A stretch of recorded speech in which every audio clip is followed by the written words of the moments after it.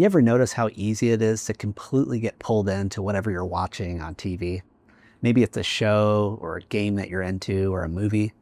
At first, you're just observing, and then suddenly you're in it. Your body reacts, your emotions rise and fall with the characters, and your attention narrows. Nothing else exists, including time. And there's nothing wrong with that until the same thing starts happening inside your own head. Because most of us don't just have thoughts and feelings. We get pulled into them. We fuse with them. We start living as if whatever shows up in our mind is the truth about who we are and what we can do. ACT, or Acceptance and Commitment Therapy, offers us another option. It teaches us something called becoming an observer. Now, it's not detachment, it's not dissociation or becoming numb, but present, aware, and free enough to choose how we live, even when anxiety, depression, or self-doubt show up. That's what this video is all about. If you're new here, my name is Sean Hardy, and I'm a licensed mental health counselor based here in Fort Wayne, Indiana. And I help people get unstuck from unhelpful thoughts and start living their lives using acceptance and commitment therapy. Now, here's a core idea we're working with today. You are not your anxiety.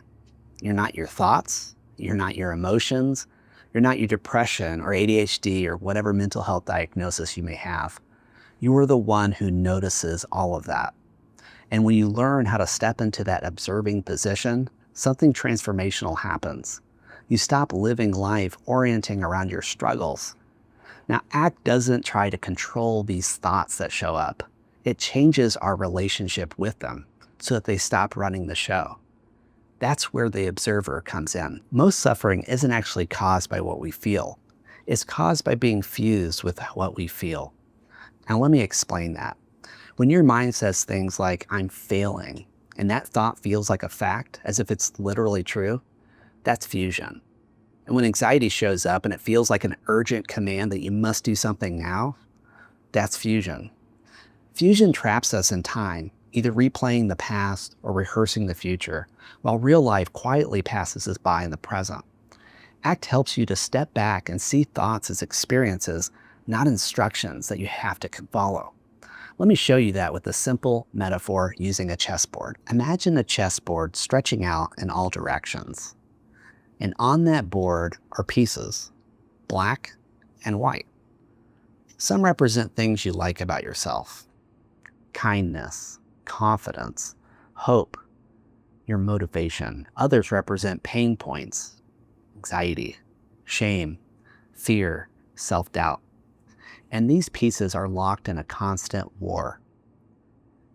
Most people live their lives inside of this battle.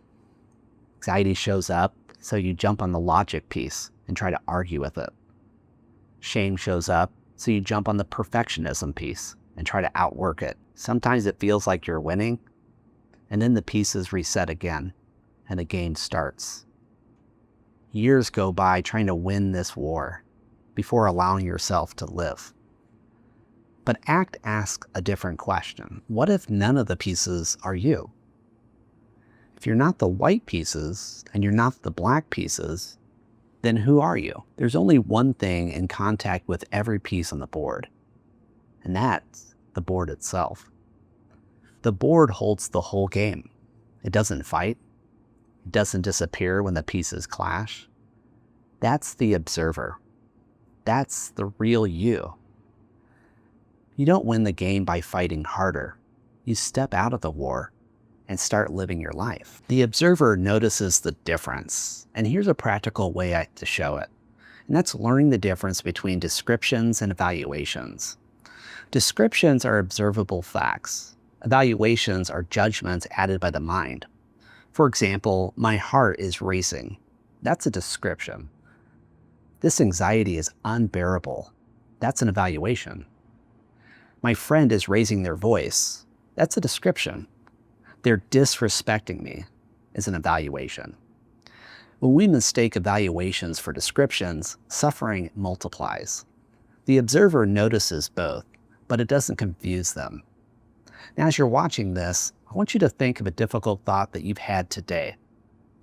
Ask yourself, was it a description or an evaluation? Chances are it was an evaluation.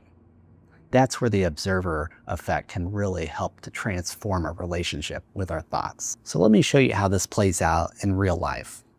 For a lot of people, there's only one channel that they're stuck on, and that's avoidance. So whenever anxiety shows up, they avoid. Whenever discomfort appears, they avoid. I'll live later. I'll do it when I feel better. Click, click, click. Nothing changes. Here's the trap.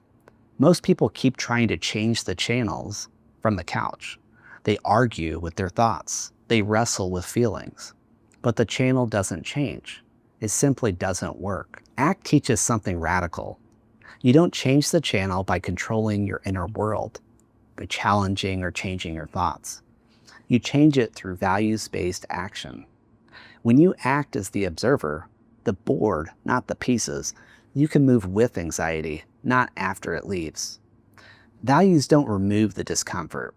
They give discomfort a direction. In the description below, I've included a worksheet to help you practice observing your thoughts and feelings without getting pulled into them. I've also linked a companion video called the Constant Observer Exercise that can walk you through this in more depth. You don't need to win the war in your head to live your life. You just need to remember who's watching. And remember, your journey towards a more purposeful and mindful life begins with a single click.